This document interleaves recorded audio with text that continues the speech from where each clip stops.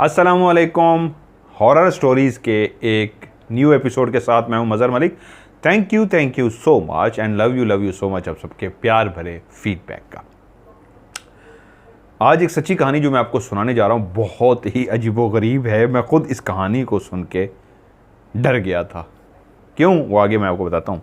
लेकिन उससे पहले आज मैं अपने दोस्तों के साथ बैठा हुआ था और बातों बातों में ऐसे जिक्र हुआ, तो उसके बाद हम 3 दोस्त बैठे हुए थे, तो यही हमने फ़ैसला किया कि हमें ऐसा करना चाहिए। तो मैंने उनसे कहा कि मुझे थोड़ा सा वक्त दीजिए, मैं एक फ़ैमिली है जिससे मैं मशवरा करना चाहूँगा। तो उन्होंने कहा ज़रूर, और वो फैमिली हैं आप लोग। मैं आपसे हमेशा मशवरा करता हूँ क्योंकि मैं कहता हूँ हम एक फ़ैमिली की तरह बन चुके हैं। मैंने कुछ फैमिलीज़ ने मेरे ज़िम्मे लगाया कि आप हमारी हेल्प करें, किसी को कहें, कोई ऐसे शख्स जो हमारे घर के अखराजात हैं, सफ़ेद पोश लोग हैं, सामने भी नहीं आ सकते, तस्वीरें नहीं बना सकते, लेकिन आप आके पूरी तहकीक कर सकते हैं। हमें मदद की ज़रूरत है, हम किसी के आगे हाथ नहीं फैला सकते। हम चाहते हैं कि हमारा ये जो पर्दा अल्लाह ताला ने डाला हुआ है, ये पर्दा भी रहे और मदद भी हो जाए। तो मैंने कहा और लोगों ने आके बाकायदा हेल्प की और अल्हम्दुलिल्लाह उनकी हेल्प हो भी रही है। उसके बाद बहुत ज़्यादा जो मुझे मैसेज भेजे गए, बहुत सारे लोगों ने लिखे, वो ये था कि प्लीज़ हमारी भी मदद करें, आप आएँ, बिल्कुल सारी इंक्वायरी करें, सारा देखें, लेकिन हमारी मदद करें। तो आज दोस्तों के साथ जो डिस्कस हो रहा था वो यही था कि हम क्यों ना एक ऐसा इदारा बना लें जिसमें हम दोस्त मिलके उसकी इस तरह सरपरस्ती करें कि ख़ुद उसकी देखभाल करें, किसी के ज़िम्मे ना लगाएं।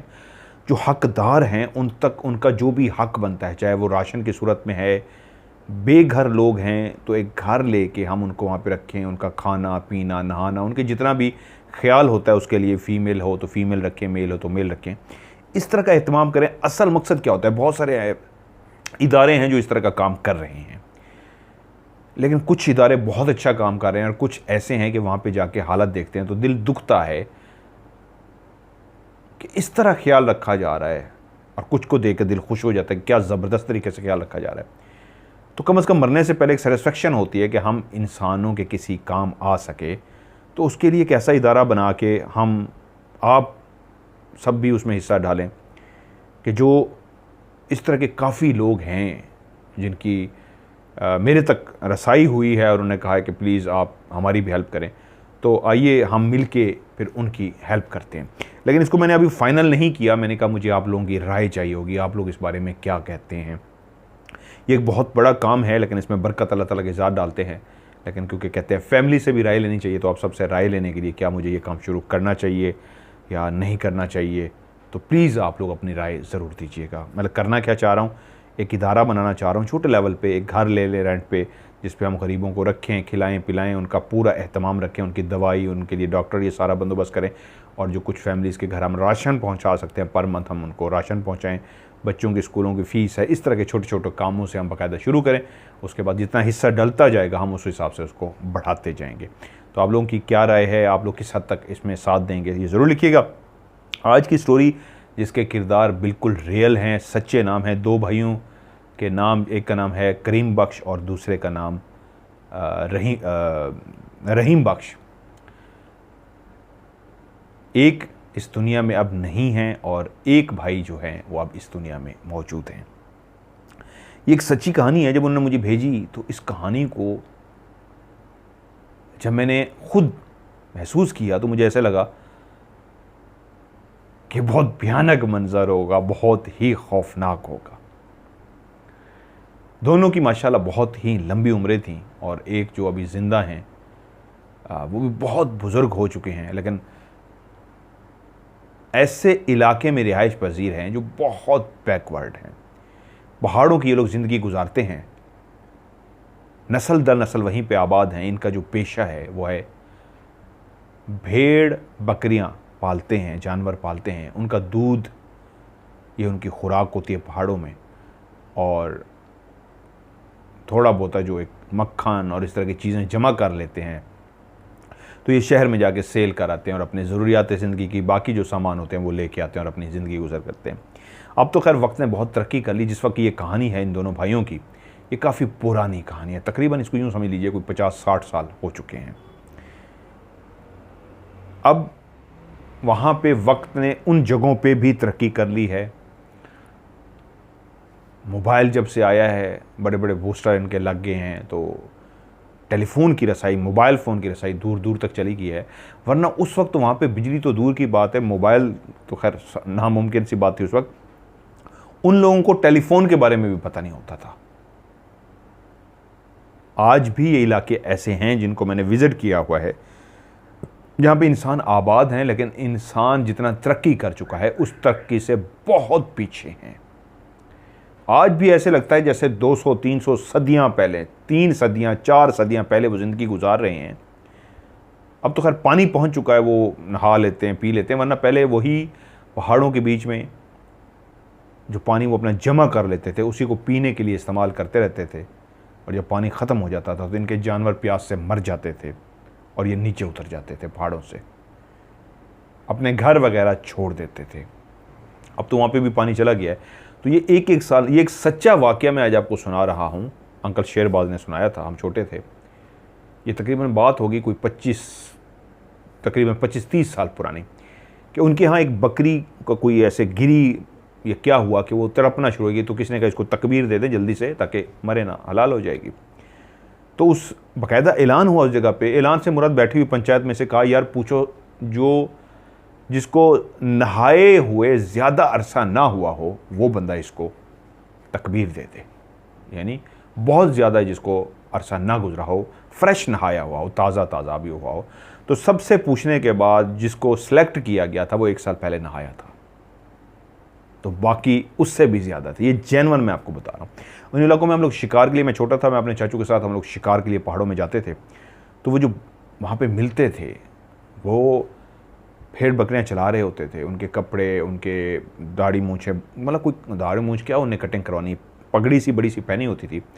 कपड़ों की हालत से लगता था कि बहुत ही अरसे से धुले नहीं हैं, और मतलब गुर्बत टपकती थी उसके अंदर से। मेहमान नवाज लोग थे, लेकिन इनकी गैरत बहुत ज़्यादा कल भी थी, आज भी है। लेकिन अब वो भी बहुत बदल चुके हैं। उनके अंदर रख रखाव, वो सलीका, वो अदब अदाब, वो तरीका, वो वहाँ की रीत परीत, असल में जो मैं लफ्ज़ कहना चाह रहा था, वो आज भी मौजूद है, लेकिन बहुत हद तक तब्दील हो चुकी है। अब उनके बाद भी मोबाइल वगैरह आ गए हैं। बड़े भाई का नाम था रहीम बख्श और छोटे भाई का नाम था करीम बख्श। करीम बख्श जो है वो इस दुनिया में अभी ज़िंदा हैं, और रहीम बख्श जो है वो अल्लाह को प्यारे हो चुके हैं। ये दोनों भाई बचपन से ही एक दूसरे से बहुत प्यार करते थे। वो कहते हैं हमारे और भी बहन भाई थे, लेकिन रहीम और करीम ये बहुत ज़्यादा एक दूसरे के साथ अटैच थे। जब भी इनके यहाँ बच्चा इस हद तक बड़ा होता है कि अकेला कहीं पहाड़ों में जा सके और वापस आ सके, तो बकरियाँ उसके हवाले कर दी जाती हैं और वो बकरियों को लेके पहाड़ों में निकल जाता है। एक डंडा सा होता है, कमर पे उन्होंने रखा होता है, हाथ ऐसे पकड़े होते हैं और अक्सर चलते हुए ये नज़र आते हैं।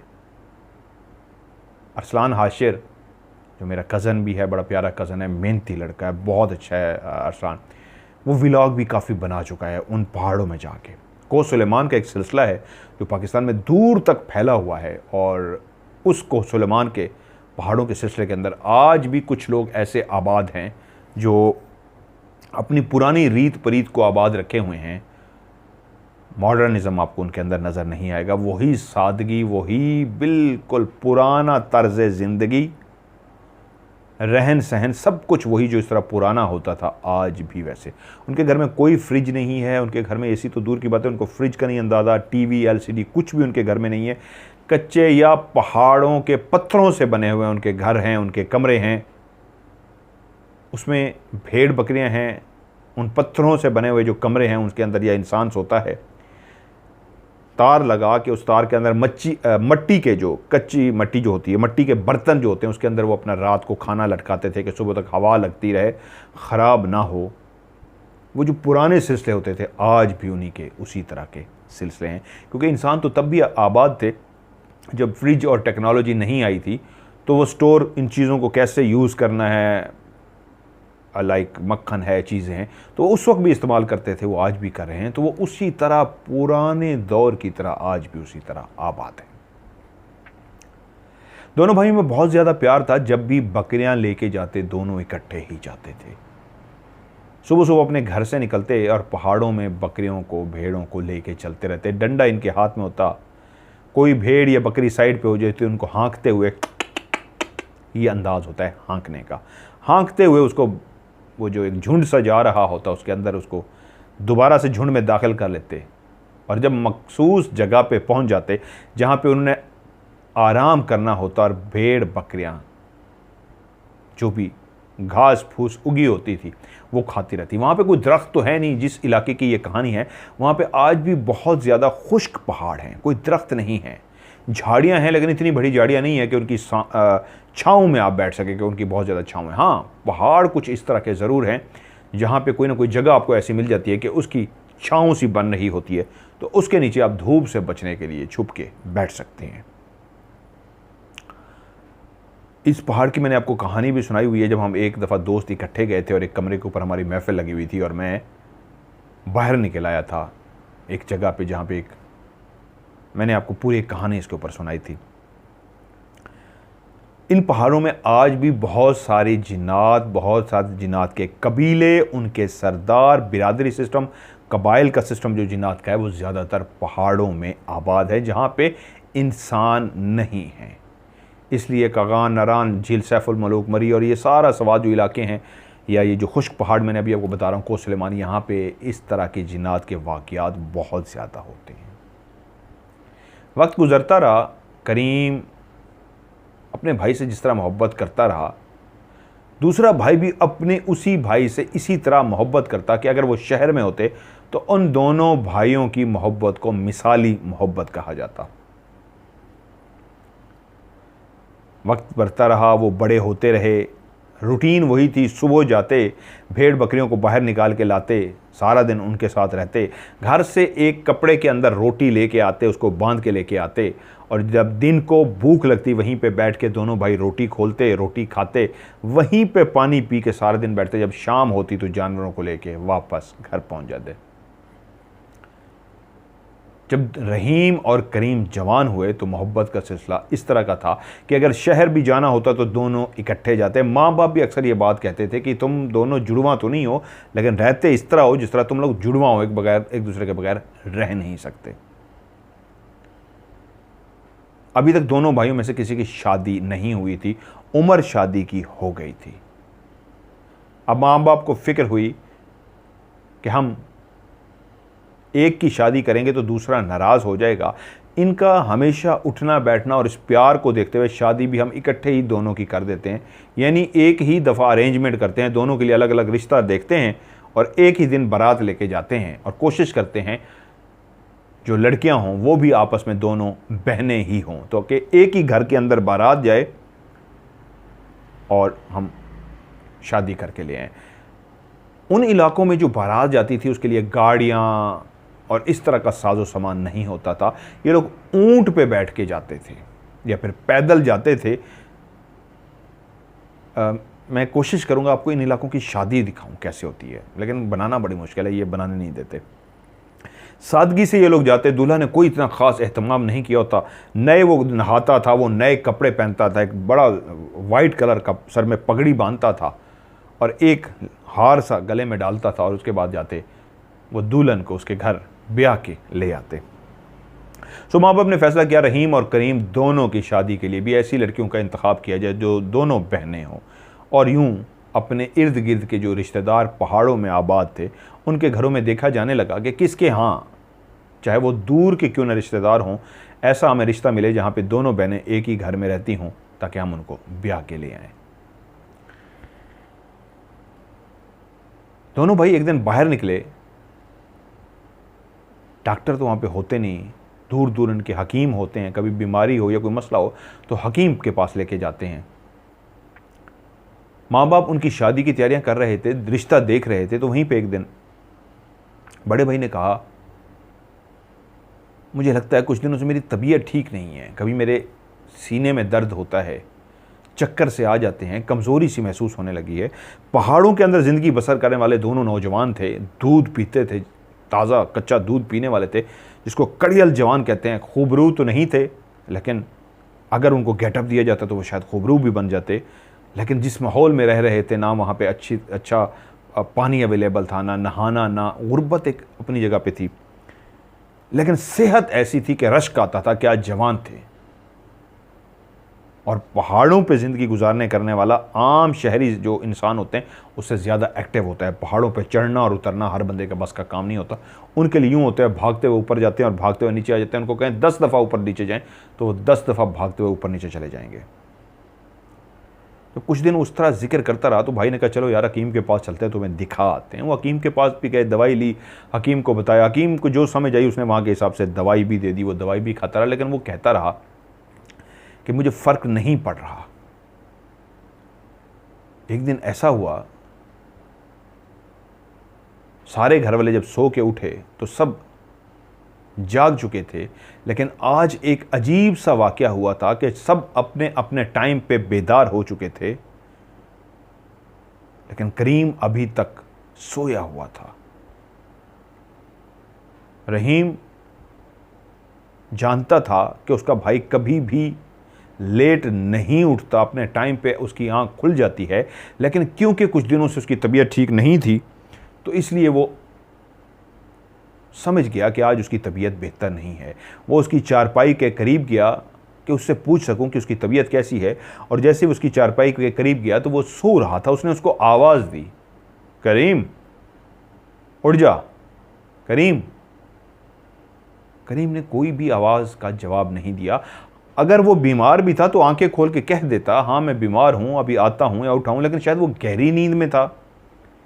लेकिन उसी लम्हे भाई को लगा कि मामला कुछ गड़बड़ है।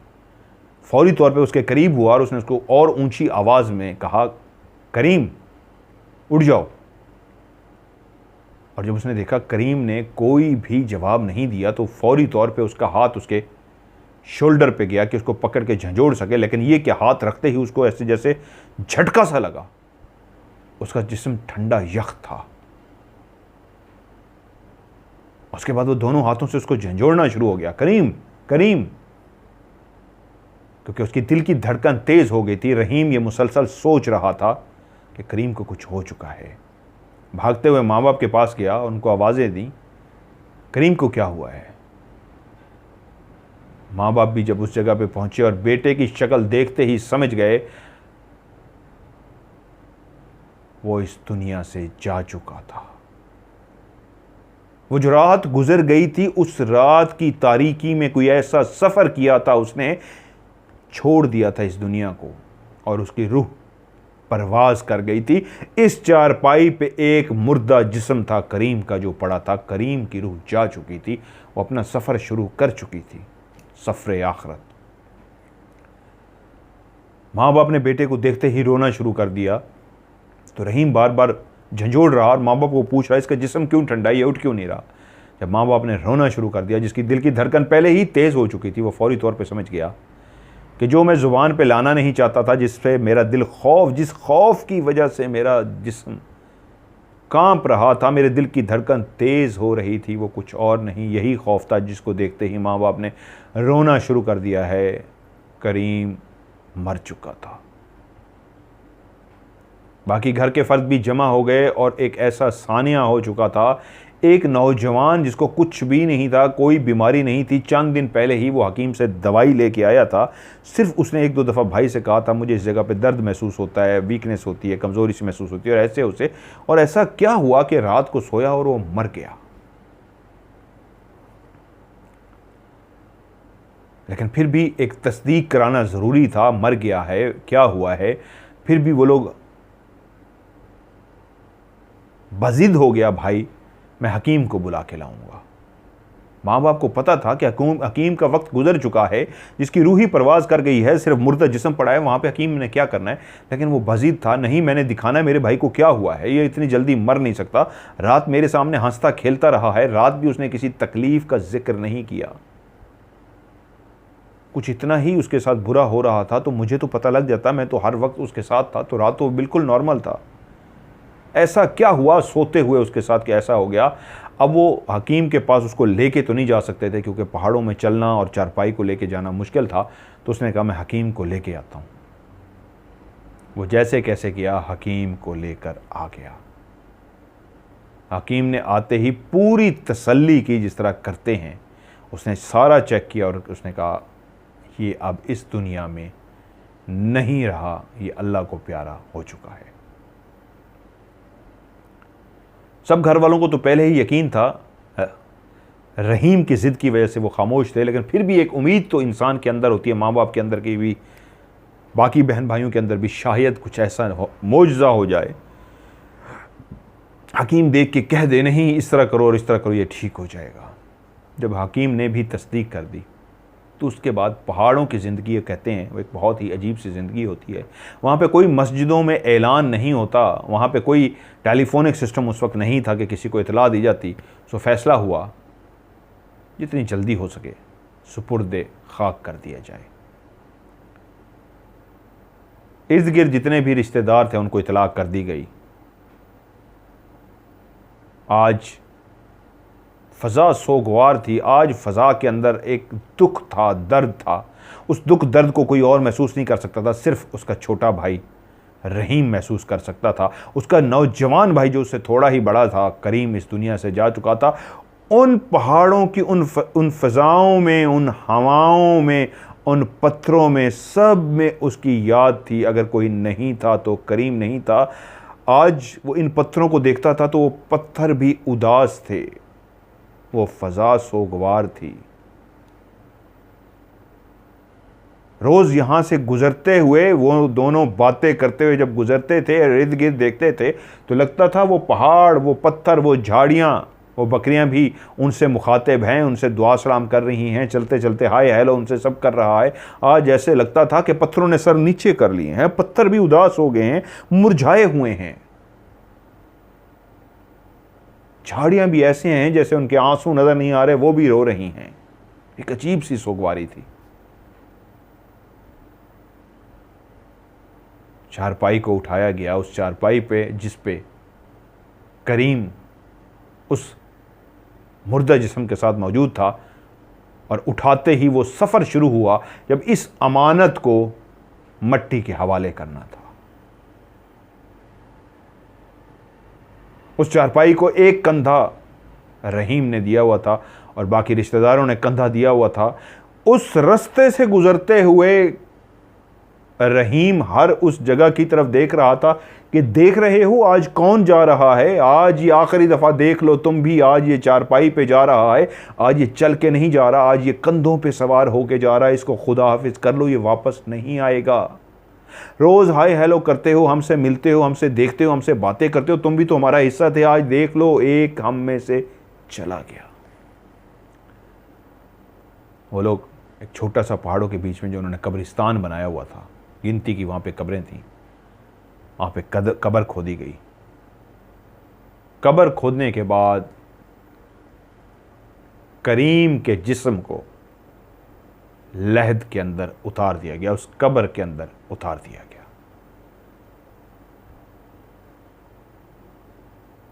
इस अंदाज में उसको रखा गया, इस अंदाज में उसको रखा गया कि जो पहले ही उदास थे वो और उदास हो गए, क्योंकि वो जिस्म जैसे जैसे नीचे जा रहा था तो भाई की हिचकियाँ, भाई का रोना, भाई का एक अंदाज और ऐसा पागलों जैसा होता जा रहा था। जो चुप भी खड़े थे, सैड थे, उदास थे, वो भी आंसू बहाना शुरू हो गए। वो ऐसे धाड़े मार मार के अपने भाई को नीचे उतार रहा था।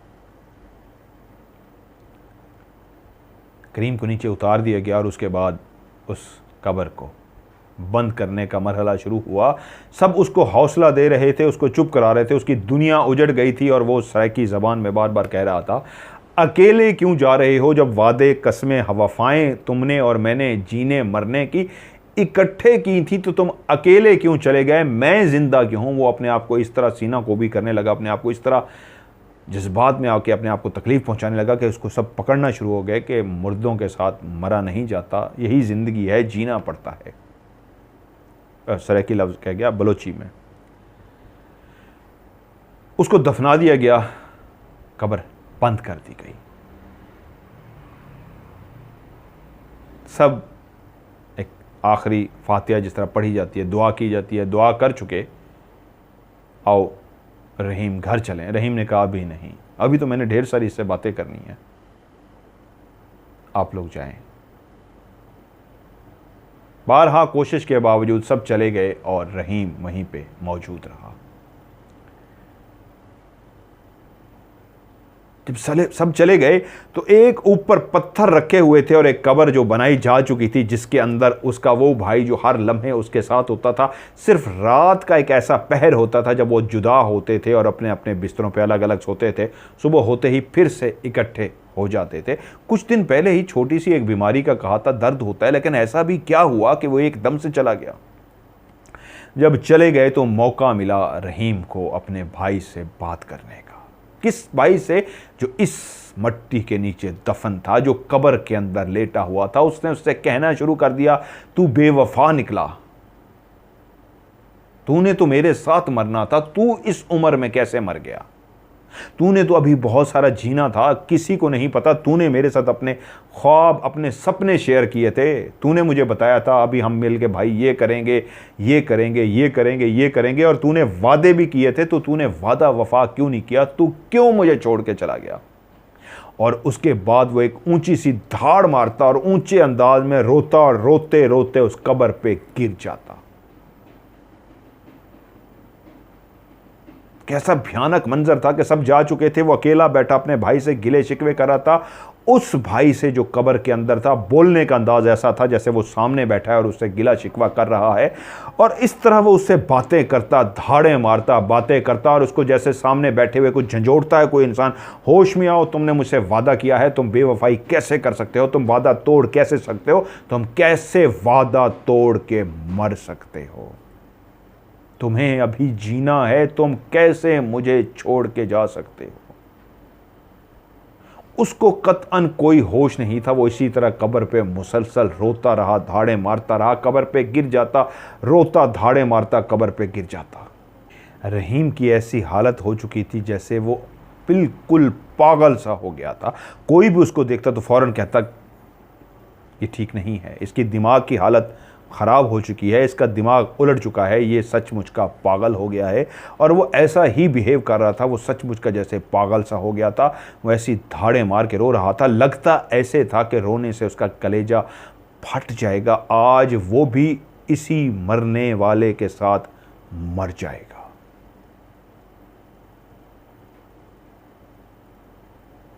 क्योंकि जिस अंदाज में उसकी रोना था, जिस तरह उसकी हालत थी, घर वाले भी इस बात से वाकिफ़ थे।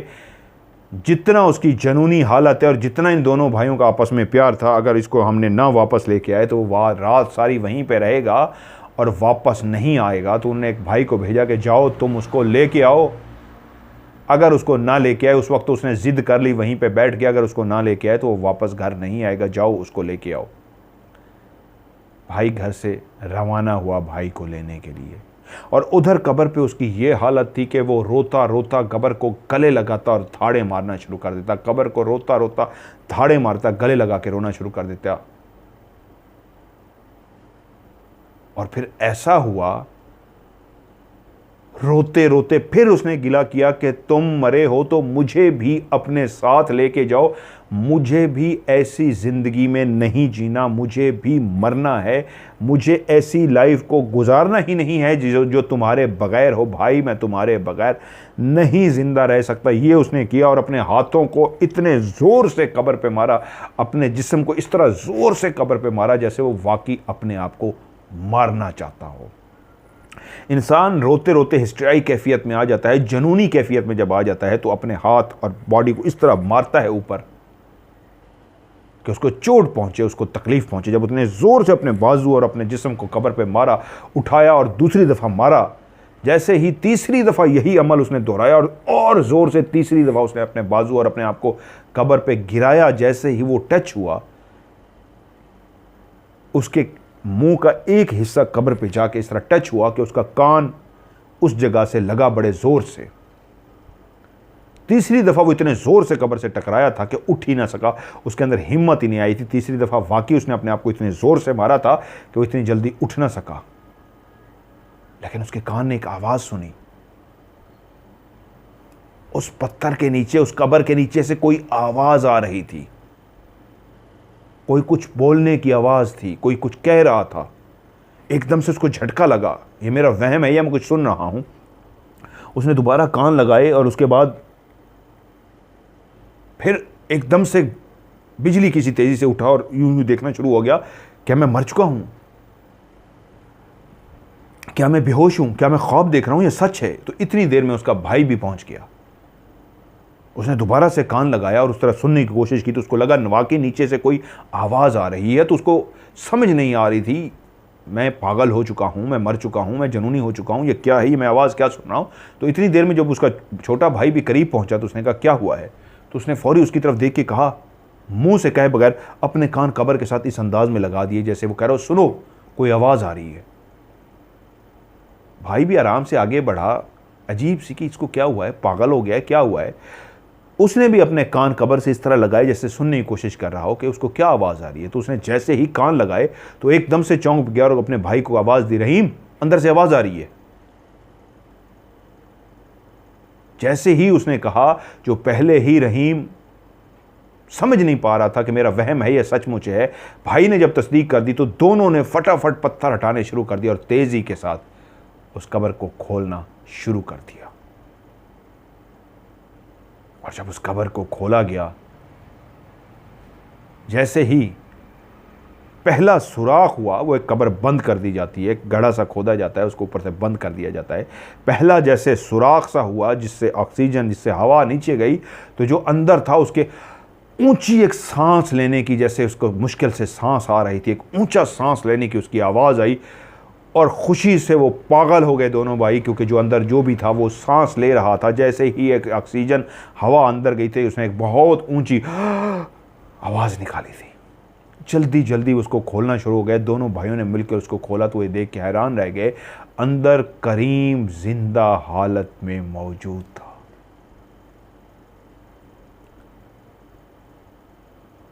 रहीम तो एबनॉर्मल पहले ही हो चुका था रो रो के, और जब उसको एहसास हुआ कि अंदर कोई है, भाई ने भी तस्दीक कर दी। उसने जल्दी जल्दी जब वो कब्र खोद रहा था तो उसके अंदर एक बिजली की सी तेज़ी थी, वो जनूनी होकर खोद रहा था। और जब एक सांस लेने की आवाज़ भी आ गई, तस्दीक हो गई, हाँ कोई है जो अंदर सांस ले रहा है। और जब आंखों ने देख लिया, भाई उसी तरह लेटा है लेकिन सांस ले रहा है, जिंदा है।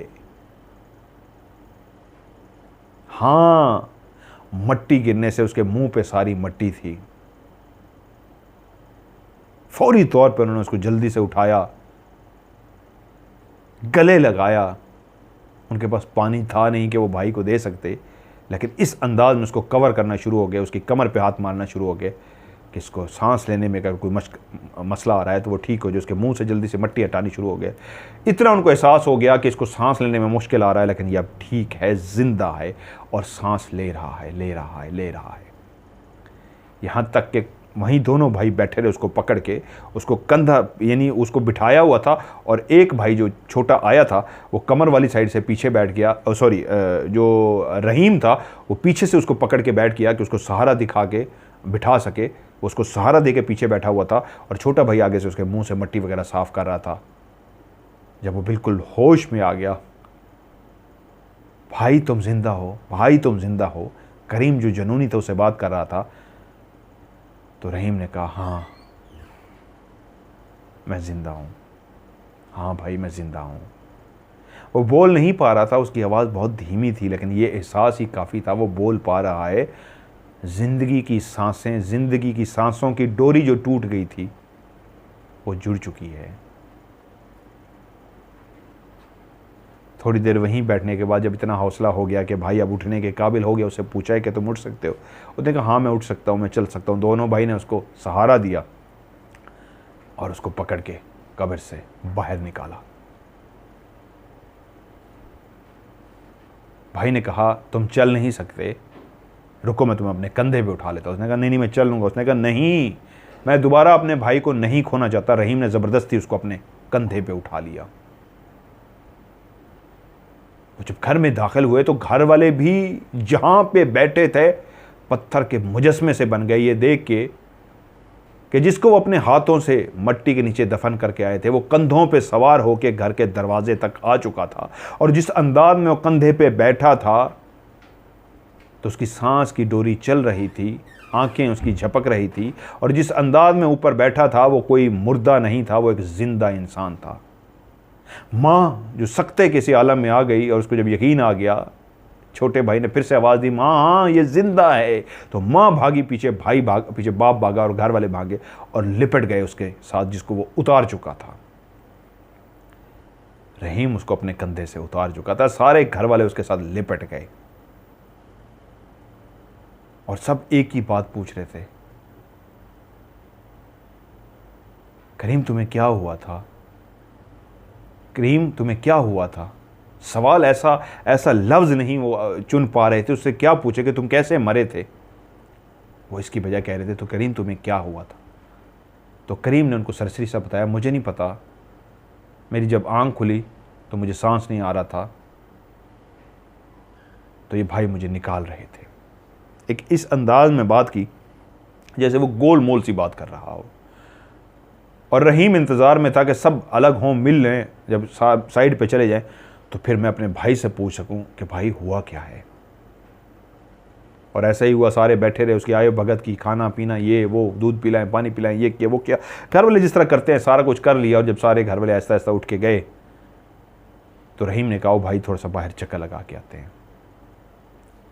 वो उसको तरीके से घर से बाहर लेके आया, ये पूछने के लिए बेचैन था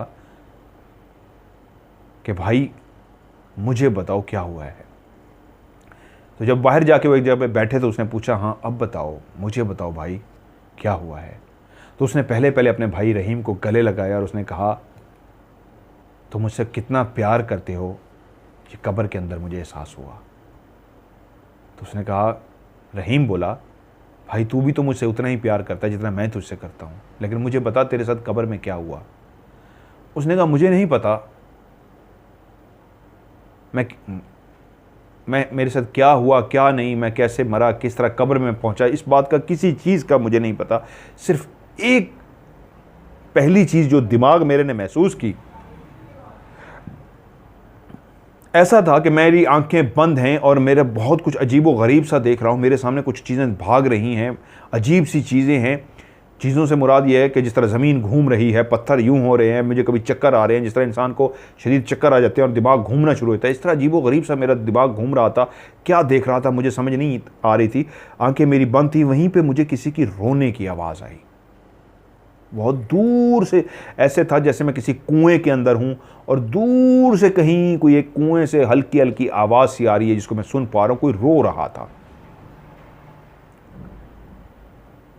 मैं काफ़ी देर उसी तरह आंखें बंद किए, मेरे दिमाग में कुछ अजीब सा चल रहा था, लेकिन उस सारी फिल्म के अंदर, फिल्म जो भी चल रही थी अजीबो गरीब सा था, उसमें एक रोने की आवाज़ मुसलसल मेरे कानों में भी आ रही थी। मैं इस तरह देखता रहा। वहीं पर मैंने आंखें खोल दी। मैंने जैसे ही आंखें खोली तो मैंने देखा मैं आंखें खोल के भी देख नहीं पा रहा। मेरी आंखें खुली है लेकिन मुझे नज़र नहीं आ रहा, मुझे अभी तक समझ नहीं आया था मेरे साथ हुआ क्या है, मैं कुछ भी नहीं देख पा रहा था। मेरी आंखें खुल गई थी। फिर मुझे ऐसा याद आया कि मैं इस वक्त नींद में था, क्या जाग चुका हूँ? अभी तक मेरा दिमाग कुछ फैसला नहीं कर पाया था। मैं आंखों को मुसलसल झपक रहा था, वहाँ पर सोचते सोचते दिमाग को अपनी जगह पर वापस आते आते थोड़ा सा टाइम लगा, लेकिन ये एहसास हुआ मैं लेटा हुआ हूं। मैंने जोर लगा के जैसे कैसे अपने बाजों को आज़ाद किया और आज़ाद करके यूं साइडों पे हाथ लगाया तो मुझे लगा साइडों पे मट्टी सी है। फिर मैंने उठने के लिए जैसे इस तरह हुआ तो मेरा सर बाकायदा किस चीज़ को टच हुआ और मुझे अंदाज़ा हुआ जिस जगह पे मैं हूं ये ऊंची नहीं है, इतनी ऊंची नहीं है कि मैं उठ सकूं, मैं लेटा ही रह सकता हूं। लेकिन मैं अपनी आंखें झपक रहा था तो मुझे लगता था कि मैं देख क्यों नहीं पा रहा। वो रोने की आवाज़ मुसलसल मेरे कान में आ रही थी। अब मेरी सिचुएशन ऐसी है कि मेरे हाथ साइडों पे किसी मट्टी का एहसास कराते हैं, ऊपर हाथ रखता हूं तो ऊपर भी एक मट्टी का एहसास है। मैं उठा था तो मेरा सर लग गया था, इसका मतलब है जो भी छत है ऊपर जो भी है बहुत नीचे है, इतनी जगह नहीं है कि मैं उठ के बैठ सकूं, सिर्फ मैं लेटा हुआ हूं। साथ ही में एकदम से मेरे अंदर एहसास हुआ कहीं मैं कब्र के अंदर तो नहीं हूं, क्योंकि उसी लम्हे जब मैंने अपने लेफ़्ट राइट देख ली थी तो मैं अपना फ़ौरन एक हाथ सर के पीछे ऐसे किया तो वो हाथ भी पीछे मट्टी की दीवार को जाके लगा। वैसी मट्टी जो पहाड़ों के अंदर होती है जिसमें टुकड़े होते हैं पत्थरों के। और फिर मैंने आगे होके उसी अंदाज में ज़रा पाँव को भी टच करने की कोशिश की, तो थोड़ा ही दूर जाके मेरा पाँव भी उसी तरह की पहाड़ों की जिस तरह मट्टी होती है उस तरह मट्टी को टच किया। तो मुझे अंदाज़ा हो गया पीछे मट्टी, आगे पाँव की तरफ मट्टी, लेफ़्ट राइट भी इतनी जगह नहीं है और सर के ऊपर भी इतनी जगह नहीं है। मैं कब्र में हूँ, मैं देख नहीं पा रहा। मेरी आंखें खुली हैं इसलिए मैं नहीं देख पा रहा, घुप अंधेरा है, मैं कब्र में हूँ, क्योंकि अब मेरा सांस मुझे मुश्किल से आ रहा था, मेरा दम घुट रहा था, सांस नहीं था, इतनी ऑक्सीजन नहीं थी कि मैं सांस ले पाता। लेकिन रोने की आवाज़ अब मुझे क्लियर आ रही थी, जो दूर से बहुत महसूस हो रही थी, अब मैं उसको ईजिली सुन सकता था। बहुत करीब तो नहीं थी लेकिन आवाज़ वो आ रही थी। और जब मैंने वहाँ पे रुक गया अपनी बॉडी को, जो मैं इधर उधर देख रहा था, दिमाग मेरा अजीब सा हो रहा था, मुझे समझ नहीं आ रही थी। मैं ज़िंदा था लेकिन मुझे लग रहा था मेरे घर वालों ने मुझे कब्र में क्यों बंद कर दिया है। मैं सोया था और उसके बाद मुझे इतना याद आ गया, रात को मैं अपनी चारपाई पे सोया था, मुझे नहीं पता क्या हुआ।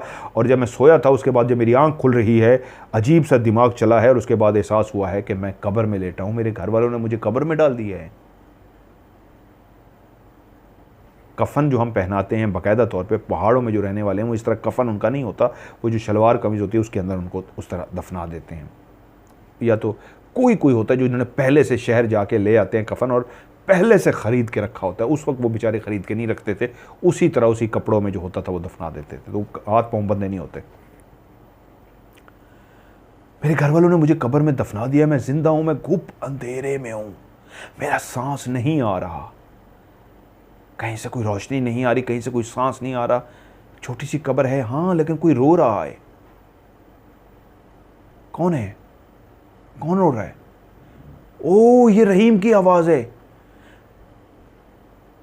हाँ, वो दहाड़े मार रहा है। तुम मुझे छोड़ के क्यों चले गए? तुमने तो वादा किया था जीने का, तुमने कैसे बेवफाई की? भाई वो जो जितने फिक्रे तुम कह रहे थे रहीम, मैं कब्र में वो सुनना शुरू हो गया और मुझे एहसास हो गया मेरा भाई कब्र पे मौजूद है और वो रो रहा है। तुम जो कुछ भी वहाँ पे कह रहे थे मैं सब सुन रहा था।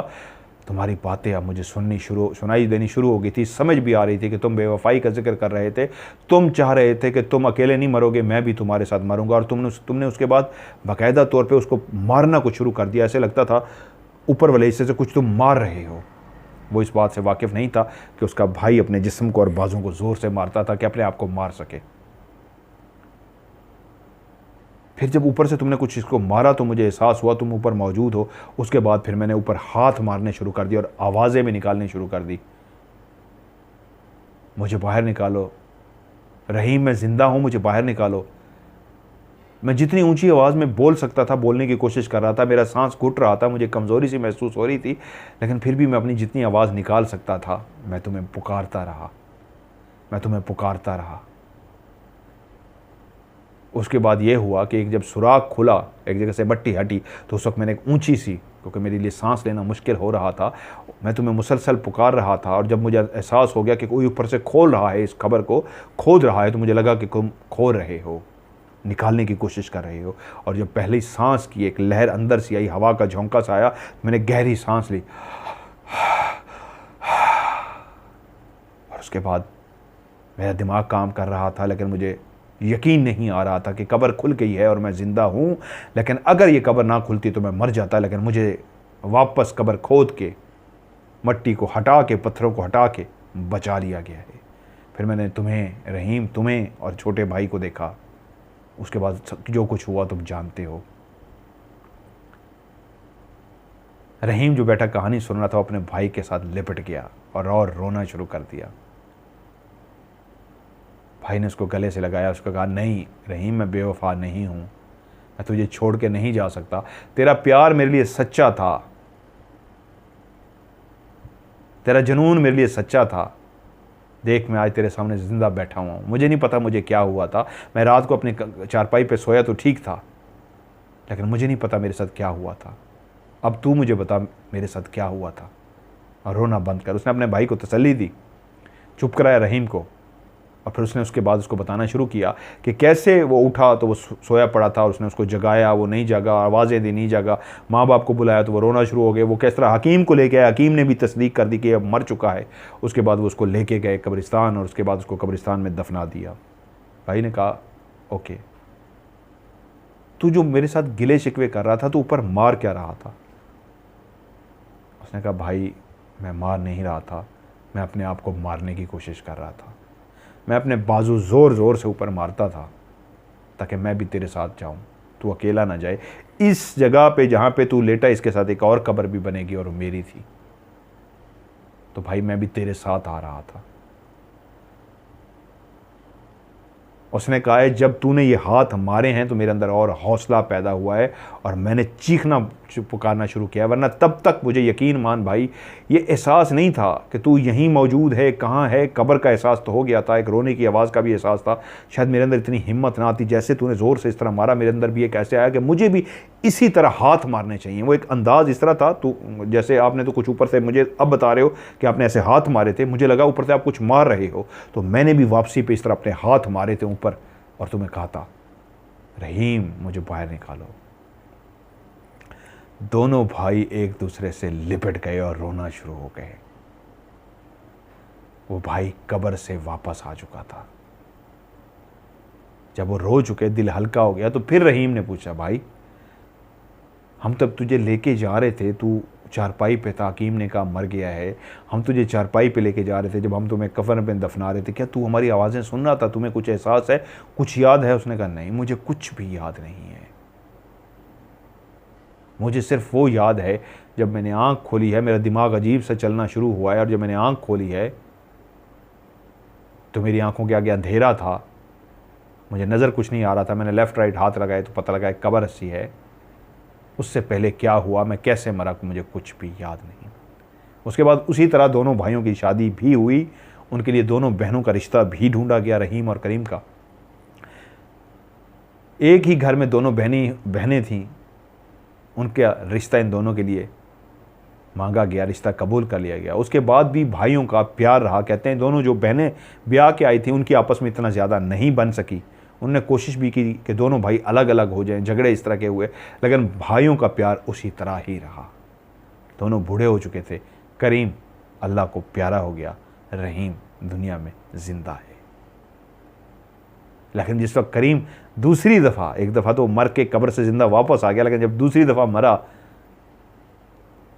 लेकिन इस दफ़ा रहीम किसी भी हकीम को बुला के नहीं लाया, क्योंकि वो खुद भी जान चुका था कि मैं भी ज़िंदगी की उस स्टेज पे पहुंच चुका हूं, ज़िंदगी के उस बुढ़ापे पे पहुंच चुका हूं कि मेरा भी वक्त आने वाला है।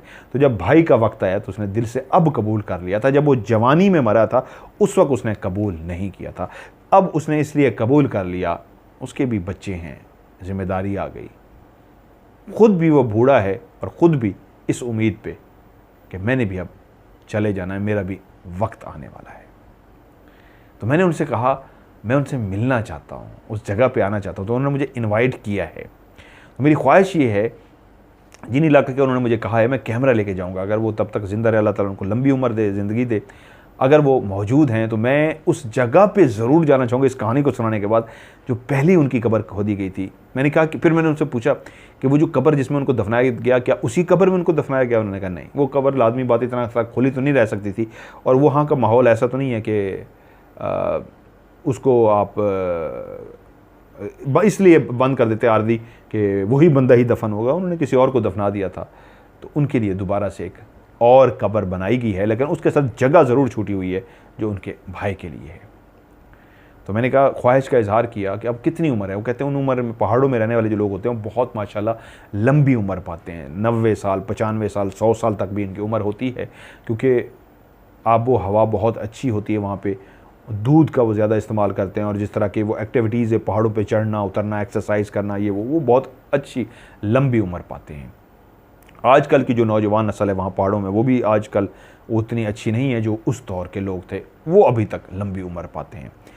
तो मैंने कहा मैं वहाँ पे जाऊँगा और कहानी मेरी ख्वाहिश होगी वहाँ पे एक बैठ के सुनाऊँ भी सही, लेकिन उससे पहले वो सारी चीज़ें रिकॉर्ड करूँ। वो पहली कब्र जिसमें कोई अब और दफन है, जहाँ पे करीम को दफन किया गया था और बाद में उस कब्र को खोला गया था, और वो जगह जहाँ पे गुज़रता था, ये बहुत सारी मेरी ख्वाहिश थी कि उन पहाड़ों में मैंने जाना तो है, तो वहाँ पर इंशाल्लाह ज़िंदगी ने मोहलत दी तो मैं वहाँ पर जाके रिकॉर्डिंग करूँगा। और जो आज आप लोग ऑफ कैमरा स्टोरी सुन रहे हैं, इन सबको याद कराऊंगा कि जो आपको मैंने रहीम और करीम की कहानी सुनाई थी, रहीम बख्श और करीम बख्श की, तो आज मैं उस जगह पे मौजूद हूँ और ये है वो कब्र जहाँ पे वो पहली दफ़ा ज़िंदा सुलाया गया था और उसके बाद वो फिर बाहर निकाला गया।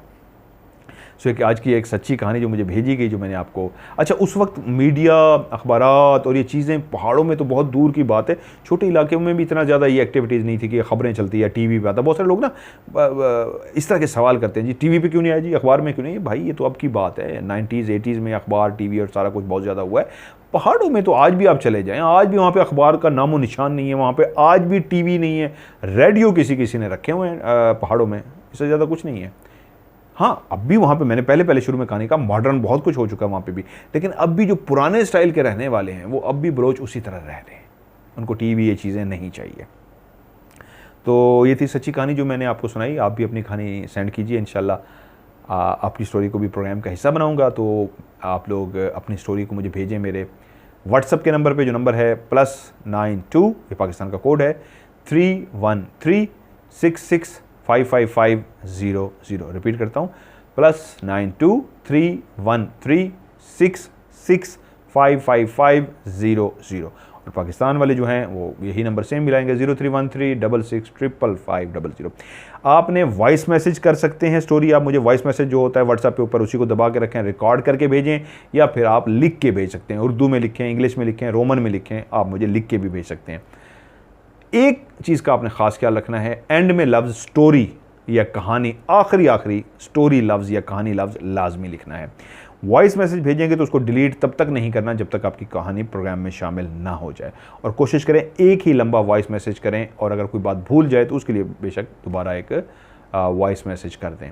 आपका नाम और एड्रेस, लोकेशन, शहर रियल बताना है या फ़र्ज़ी, ये भी कहानी में ज़रूर बताना है। आज की हॉरर स्टोरी से मज़हर मलिक को दीजिए इजाज़त। अपना ढेर सारा ख्याल रखिएगा। खुदा हाफ़िज़।